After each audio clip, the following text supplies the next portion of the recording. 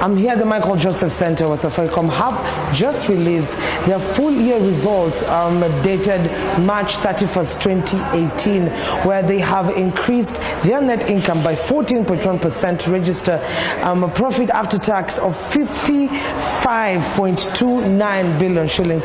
We have also been informed that the Chief Executive, Bob Collymore, who has been away on official medical leave, is also set to come back as soon as possible. But for now, with all these impressive results, let's get in and talk to the Chief Finance Officer of the company to give us more details about why Safaricom is doing so great in such a tough operating environment. Join us.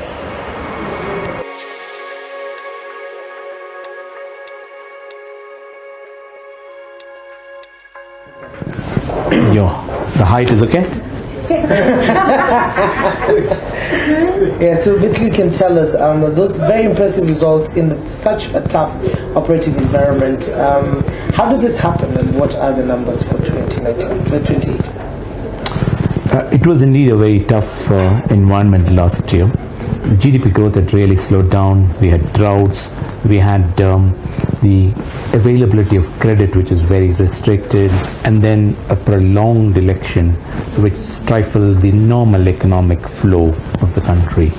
So in that environment, we are very pleased with the strong set of numbers that we produced. We think the primary reason for our strong results is that the customers continued to remain with us and offered us opportunities to give them more service.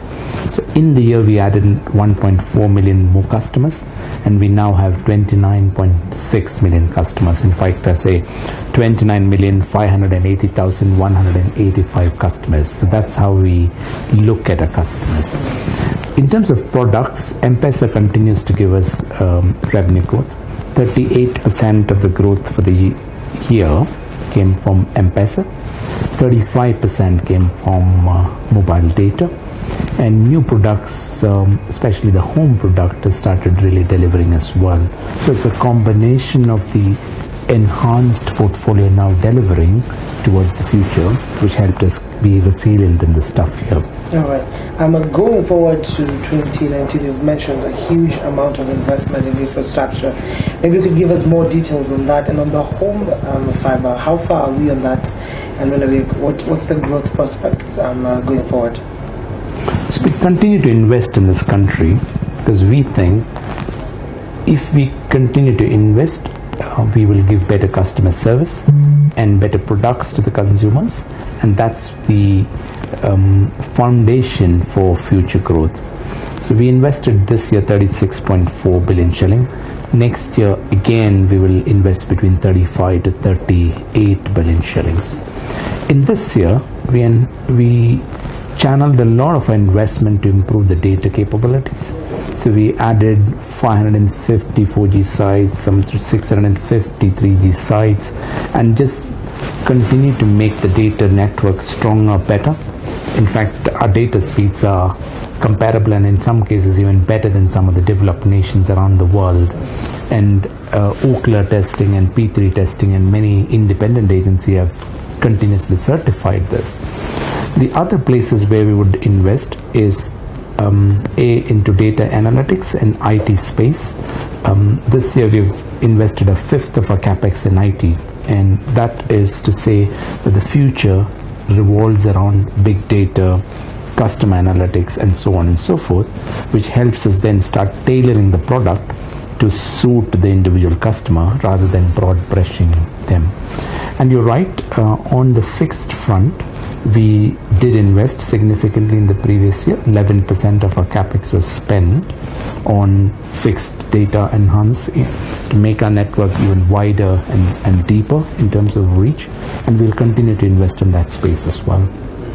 Let's talk about the competition study that happened in the beginning of the year, and we have heard you speak about it and say that the new regulations on price controls and sharing of infrastructure.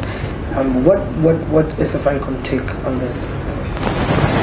Safaricom believes that what is right for the customer should prevail ultimately in a free market economy. It should be the competitive forces which decide the choice of what has to happen has to be in the hands of the customer. Some of the regulations that we saw in the draft report are revolving around things like price controls, innovation, and so on and so forth. To give you an example, if the regulation is implemented, it leads us to believe Safaricom cannot offer products and services which cannot be replicated by competition, which in other words means that it will stifle innovation, and we think that's not the direction in which the long-term prospects of the country is. The Safaricom CEO has said that he's returning. Do you have an idea of when this will be, in the first quarter, or sorry, the second quarter, third quarter? As early as possible, because it depends on how his immune system is developing from where he is. His doctors are monitoring him carefully. He is, I keep joking with him saying, what do you mean by returning? You are already in touch with the business, you're running it, albeit remotely. But all of us wish and pray that he will get back to Nairobi to lead this great company again as soon as possible. All right. Thank you so much. Thank you, Kennedy. All the best. Thank you. Great set of questions. Return as well. Yes. All right. Thank you.